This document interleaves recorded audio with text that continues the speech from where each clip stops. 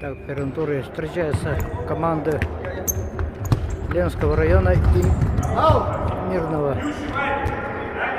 Как мне сказали, дали информацию, Ленский ВУЗ в прошлом году на чемпионате республики стал чемпионом, а Мирный заняли бронзовые медали.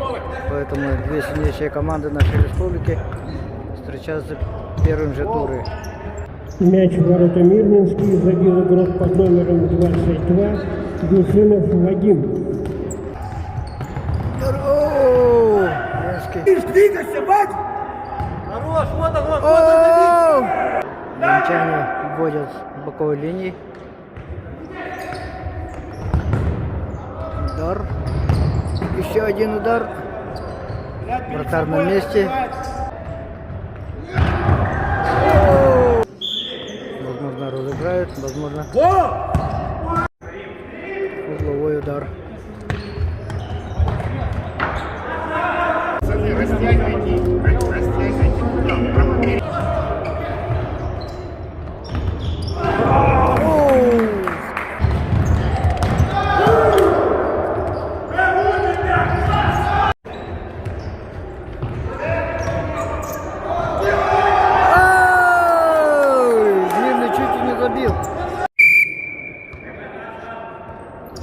Начинается второй тайм между командами Ленского района и Мирного района. Ленский район в футболке.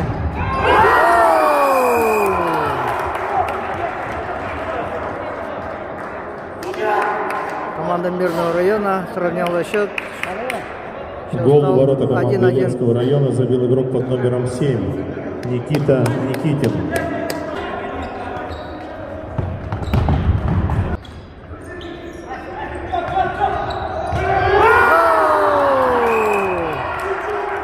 Команда Мирного района забивает второй гол. Счет становится 2-1. Номером 7 Никита Никитин.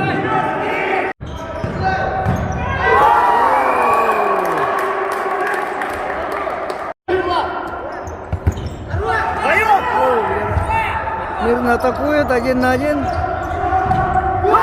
Забивает очередной гол, четвертый гол. Счет становится 4-1 в пользу команды Мирного района.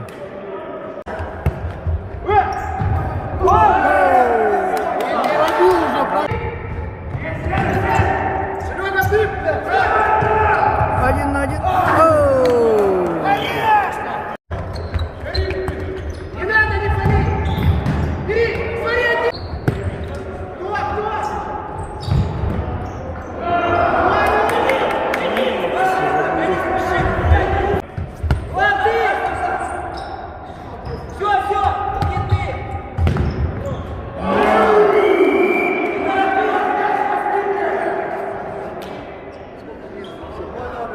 Гол в ворота команды Мирнинского района забил игрок под номером 7 Иван Пыхтин.